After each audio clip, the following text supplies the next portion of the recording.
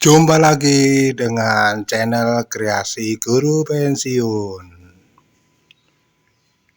Halo, apa kabar teman-teman? Bagaimana hari ini, sehat? Semoga semua kegiatan aktivitas teman-teman berjalan lancar.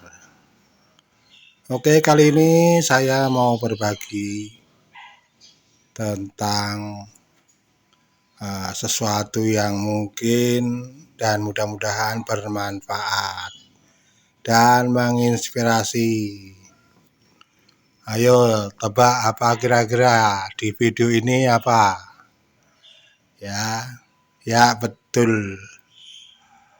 Tebakan Anda memang tepat. Ini adalah rak buku. Jadi perpustakaan mini kecil di rumah saya. Tapi dari video ini ada sesuatu yang aneh dan mungkin ya unik lah ya. Mengapa aneh dan unik? Karena rak ini ya sangat-sangat berbeda dari rak-rak yang mungkin teman-teman lihat. Perbedaannya di mana? Rak ini saya buat dari bahan baku yang saya beli di toko bangunan, yang sering dibuat oleh tukang-tukang untuk membangun rumah. Apa itu? Yaitu hebel atau bata putih yang sekarang sering dipakai untuk membangun rumah. Jadi aneh dan uniknya di situ. Bahan utamanya lah bahan bakunya adalah dari hebel. Ya. Tapi tunggu dulu. Mengapa ide spontan, ide alamiah ini muncul di kepala saya? Karena dilatar belakangi oleh peristiwa. Peristiwa apa? Yaitu ketika dulu buku-buku ini saya letakkan di rak yang terbuat dari kayu. Ternyata setelah dibongkar, beberapa tahun kemudian dibongkar, ternyata bukunya hancur lebur ya. Jadi banyak buku-buku di tengah itu sudah dimakan rayap. Tidak hanya buku-bukunya, tapi juga kayu-kayu. Ternyata dari luar itu masih utuh. Tapi ternyata setelah dipegang itu kropos ya. Kropos dimakan predator ya, predator rayap. Maka dari pengalaman itu saya muncul ide ya. Ini ide spontan. Ide alamiah yaitu membuat rak yang permanen dan tahan rayap. Itulah latar belakang sejarah mengapa saya membuat rak buku ini berbahan baku dari hebel. Ya, memang ada keuntungannya. Ya, keuntungannya paling tidak satu. Ya, rak yang saya buat dari bahan hebel ini ya sangat sederhana dan mudah dikerjakan. Ya, dan yang kedua, ini sifatnya permanen dan tahan lama. Tahan tidak hanya puluhan, mungkin kalau apa itu bisa juga ini bisa tahan ratusan tahun ya. Karena kan hebel ini kan nggak bakalan busuk. Ya, dan nggak mungkin rayap akan makan hebel ya. Ya. Ini sebenarnya saya buat itu akhir tahun 2024 dan berakhir awal tahun 2025. Jadi sudah hampir 1 tahun lebih ya. Karena video ini saya rekam bulan Agustus tahun 2026,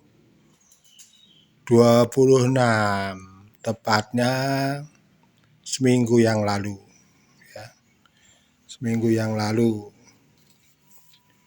Nah, jujur saja ya, jujur saja karena ini buatan amatiran, ya, ini buatan jurus orang pensiunan. Jadi ini termasuk jurus pengiritan. Jadi memang masih jauh dari sempurna. Kalau mau bagus lagi sebenarnya ini masih bisa dipercantik lagi, dilapisi dengan keramik yang motifnya itu motif kayu. Kan banyak sekali itu, ya, keramik-keramik yang motifnya kayu. Kalau yang saya buat ini hanya saya cat, ya, cat anti air, ya, cat anti air yang warnanya abu-abu, atau orang sering menyebutnya dengan waterproof, cat anti air, ya. Ya, membuat rak sederhana ini ya tergolong murah meriah. Dari bon yang masih saya simpan, membuat rak ini nggak lebih dari 300.000, ya. Karena tukangnya saya sendiri, maka kan kelihatan kurang rapi, ya. Tidak kelihatan sebagai tukang profesional. Maka bagi para teman-teman yang ingin membuat rak buku ini bisa dipertimbangkan undang atau minta tukang yang lebih profesional. Kalau ini kan tukangnya jurusnya jurus pengiritan, ya. Tapi bagi saya itu fungsi dan manfaatnya sama, yaitu untuk menghindari predator rayap, ya. Karena di tempat saya ini banyak sekali, banyak sekali rayap-rayap yang bergentayangan mencari mangsa, terutama kayu-kayu. Ya, tidak hanya rak buku kayu yang dulu dimakan rayap, tapi sudah ada beberapa lemari saya itu juga tahu-tahu sudah hancur, keropos, dalamnya sudah kopong dimakan rayap. Dari saya mungkin berguna ya tip dari saya. Kalau ingin membuat rak buku ini perlu dipertimbangkan masa-masa posisinya. Mengapa? Karena rak ini kan nggak portabel, nggak bisa dipindah sana pindah sini. Maka perlu dipertimbangkan masa-masa kalau ingin membuat rak model bahan baku dari bangunan mebel ini, posisinya, ya, supaya di kemudian hari tidak menimbulkan problem, masalah mobilitas dalam keluarga.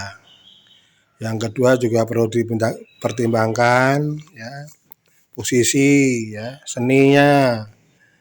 Jadi kan biasanya kalau bikin rak-rak mini, ya, seperti ini kan kalau di keluarga-keluarga itu kan biasanya di ruang tamu atau di ruang keluarga atau mungkin punya kamar sendiri, kamar kerja sendiri.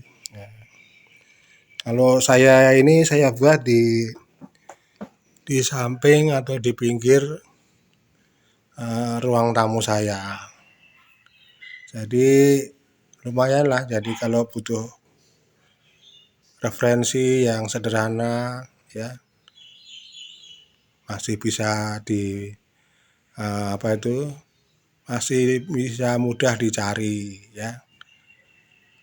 Oke, mudah-mudahan apa yang saya share, saya bagi ini sekali lagi bermanfaat, menginspirasi teman-teman atau mungkin siapa saja yang ingin punya rak yang permanen, tahan rayap, ya, murah meriah, ya, murah meriah. Ya, siapa tahu ini menjadi solusi hemat paket hemat anggaran rumah tangga, anggaran apa aja lah. Ya kalau bagi saya karena ini jurus pengiritan, jurus pensiunan, ya saya lebih mengutamakan jurus fungsional, ya manfaatnya, ya. Dan jujur ini karena dikerjakan sendiri, jadi memang belum atau jauh dari sempurna. Ya jauh dari sempurna, jauh dari rapi, tapi setidak-tidaknya ide saya ini ya bisa membuka wawasan baru. Oke, terima kasih sudah menonton video sederhana dari saya. Nah, mudah-mudahan apa yang saya bagi ini sekali lagi menginspirasi dan bermanfaat. Maaf ya teman-teman, itu ada suara-suara anjing ya dari kanan kiri saya, tetangga yang punya anjing ya. Itu anggap aja itu suara alam ya, suara alam ya.